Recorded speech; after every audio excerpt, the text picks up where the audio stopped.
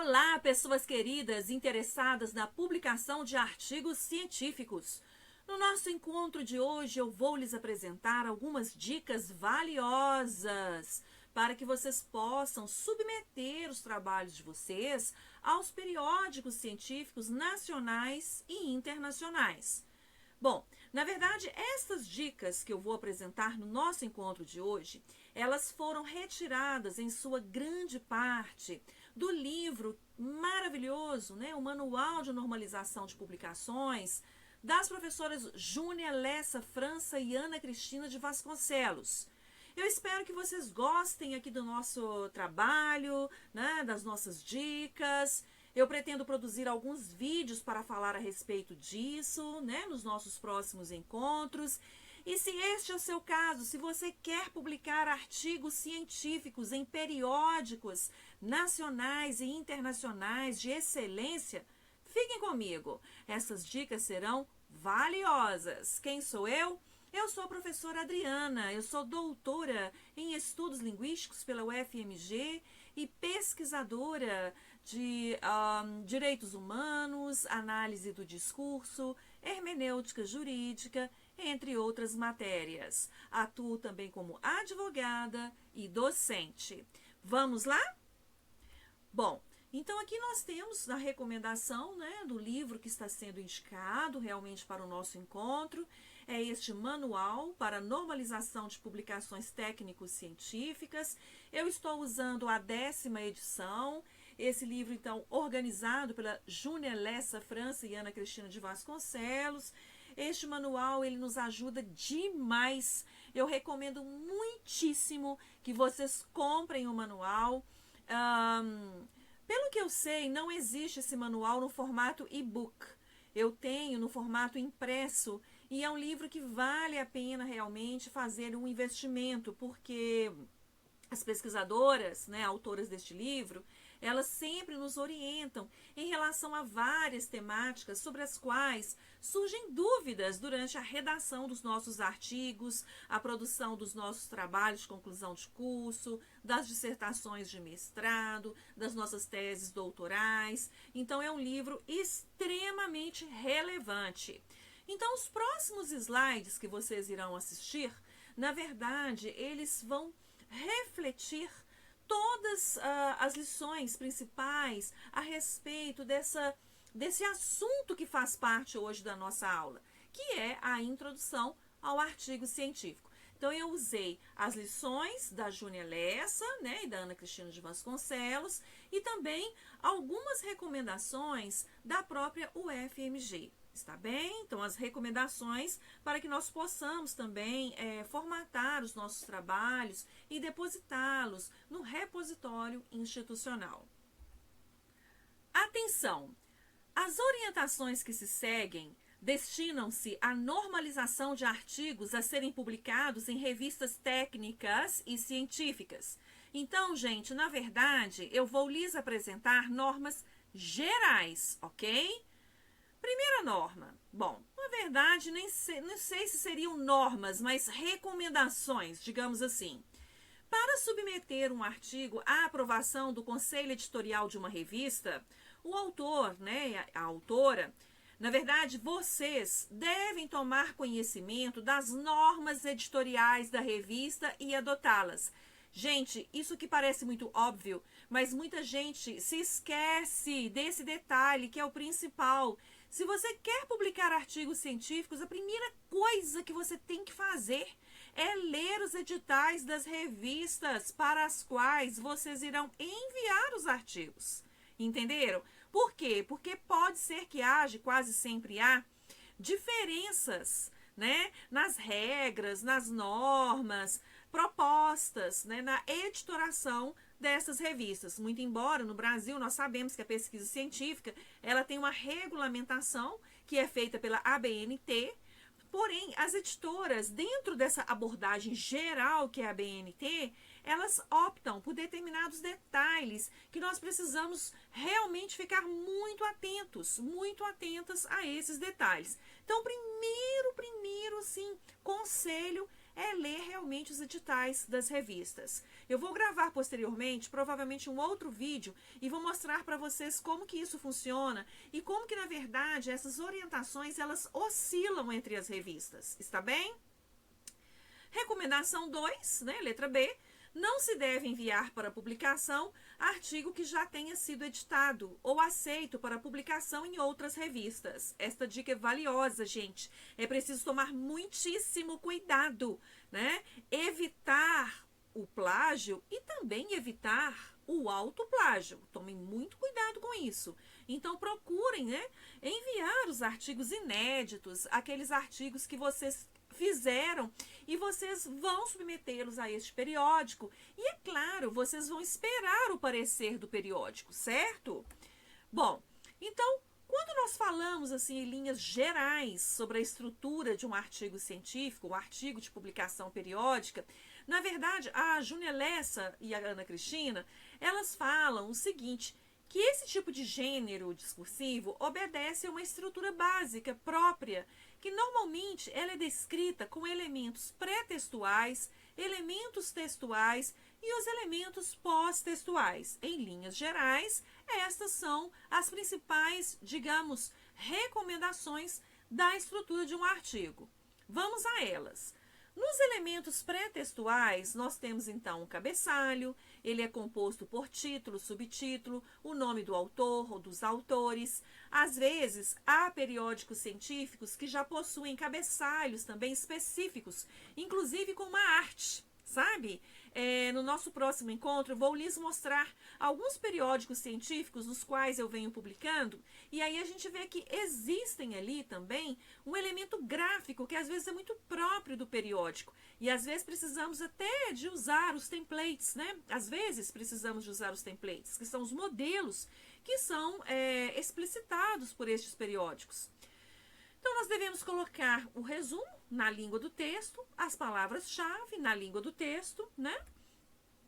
Devemos falar também nos elementos agora textuais de uma introdução, né? Essa introdução, via de regra, ela é uma apresentação do texto. A Júnia Lessa e a Ana Cristina de Vasconcelos, elas falam aí da revisão de literatura.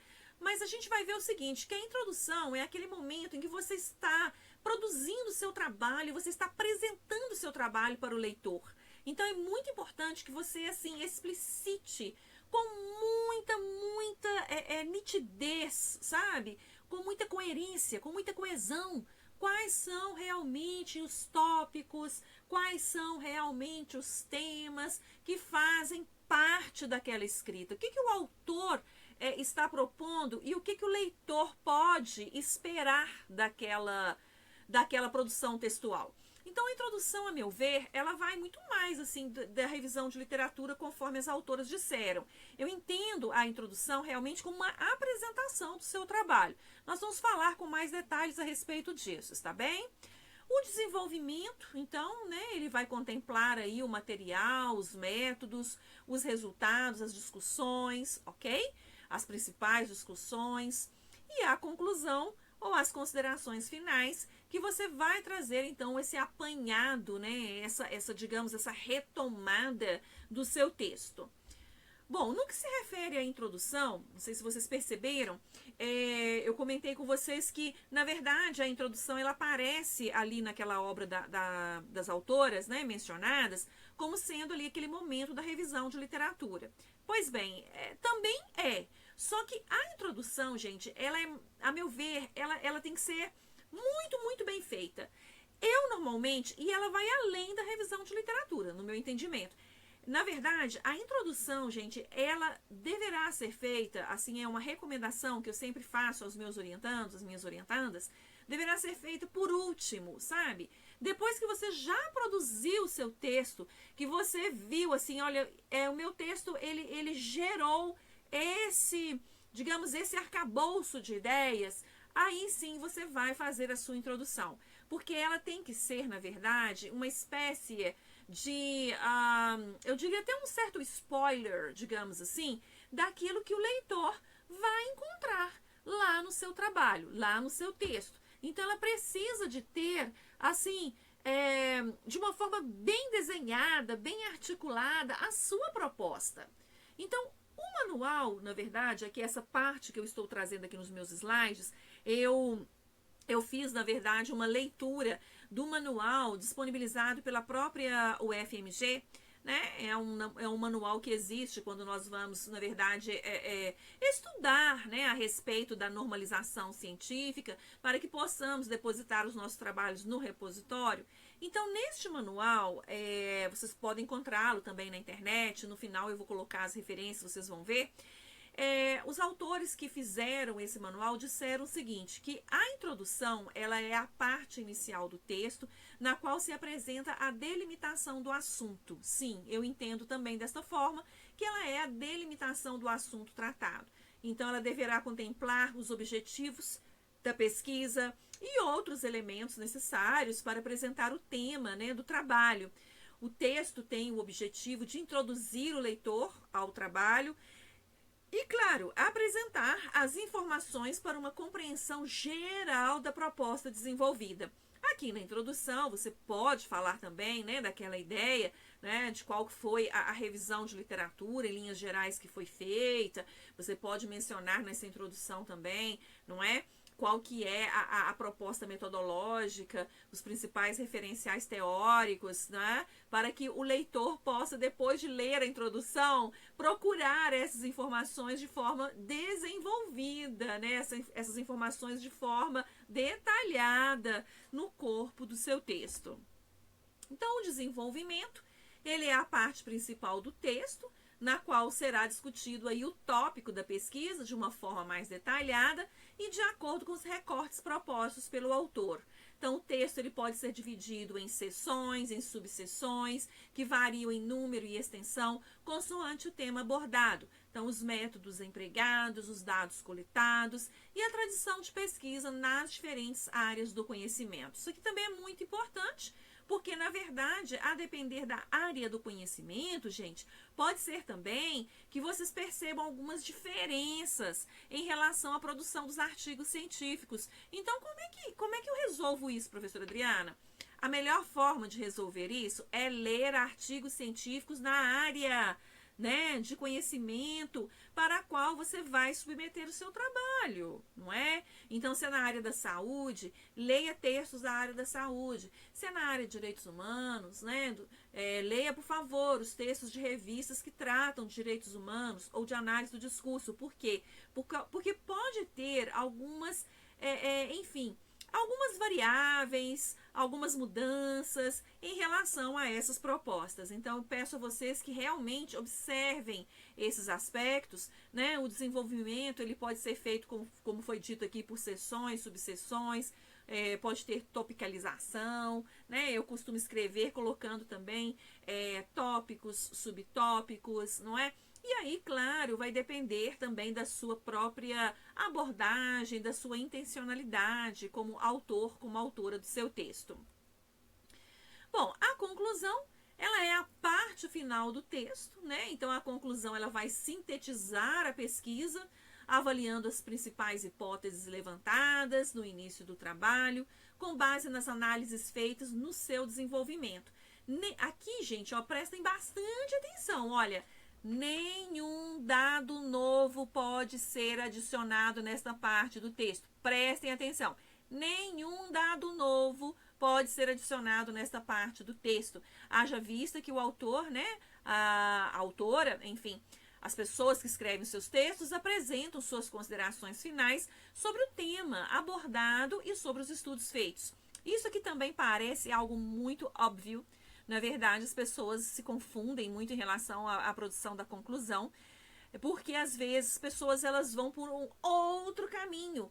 E é preciso tomar muito cuidado, porque a introdução, gente, ela não pode ser diferente, sabe, da discussão que você está levantando. Então, ela tem que ter uma retomada daquilo que você vem desenvolvendo, não é certo? Então, ela não vai trazer um dado novo que não tem nada a ver com aquilo que você escreveu. Não, na verdade, é uma conclusão que ela vai reverberar justamente as suas hipóteses, as suas discussões, as suas observações, não é certo? A partir daquilo que vocês escreveram. Então, tomem cuidado com isso. Bom, talvez algumas pessoas, né, podem ter se perguntado: a professora Adriana só falou do resumo em língua portuguesa. E o resumo em língua estrangeira? Bom, as pesquisadoras Júnia Lessa França e Ana Cristina de Vasconcelos, elas dizem que, na verdade, o resumo em língua estrangeira e as palavras-chave em língua estrangeira contemplam os elementos pós-textuais, além do título, né, e subtítulo em língua estrangeira. As notas explicativas também estão dentro dos elementos pós-textuais. Pode ter um glossário, né? Pode ter anexos, pode ter também a junção de apêndices, agradecimentos, enfim, data de entrega, uma série de outros aspectos. Agora, o que, claro, óbvio, tem que ter mesmo, de verdade, referências, né, gente? Um texto científico precisa de ter referências. E as referências compõem os elementos pós-textuais. Bom, alguns periódicos científicos trazem esses resumos em língua estrangeira no final, né, no final dos artigos. Outros não, eles trazem bem no iniciozinho do artigo, logo depois do resumo em língua portuguesa. Isso vai depender bastante aí dos editais, dos periódicos científicos, das recomendações que serão feitas. Por isso que é preciso ler, né, esses editais, porque muitas vezes os editais eles já explicitam, inclusive, o número de palavras que deve ter no resumo em língua portuguesa, o número de palavras, né, que deve contemplar aí o rol das palavras-chave, está bem? E às vezes isso aparece logo no início, antes da introdução. Porém, há periódicos que usam os resumos em língua estrangeira no final. E a língua estrangeira, gente, vai depender também do periódico científico. Alguns periódicos, eles dizem que pode ser, por exemplo, inglês e espanhol, ou que pode ser inglês, espanhol, francês, alemão. Isso vai depender também do periódico e da área do conhecimento. Está bem? Bom, vamos ver na prática como isso funciona. Eu recomendo que vocês consultem um artigo que publiquei na revista da Abralim. Esse artigo eu tenho usado bastante nas minhas aulas de metodologia, de normalização de publicações, porque a Abralim realmente é uma referência, né, para nós que somos da análise do discurso, da linguística, é uma referência, né, de revista, de periódico científico de grande impacto nacional e internacional. Então, lá na Abralim eu tenho um texto que se chama Direitos e Deveres em Tempos de Fluxos Migratórios, uma conversa sobre a obra Estranhos à Nossa Porta com alunos do PLAC no Cefet MG. Se vocês jogarem aí no Google, vocês vão encontrar o meu texto e aí vocês podem baixá-lo e podem avaliar todas essas dicas que eu trouxe mais de perto, né, com maior potencial prático de como as coisas funcionam, está bem? Bom, gente, as minhas principais referências são estas. Então, eu usei as diretrizes para a normalização de trabalhos acadêmicos da UFMG, né? Eu mencionei isso no início aqui da nossa discussão, da nossa aula. Estou também me citando, né, com o meu texto Direitos e Deveres em Tempos de Fluxos Migratórios. E também o livro, né, da Júnia Lessa França, Ana Cristina de Vasconcelos, Manual para Normalização de Publicações Técnico-Científicas. Está bem? São as principais referências. Agradeço imensamente a presença de vocês aqui neste vídeo, né, acompanhando aqui as nossas lições. E estou disponível também através do meu e-mail. Está bem? Muito obrigada e até breve!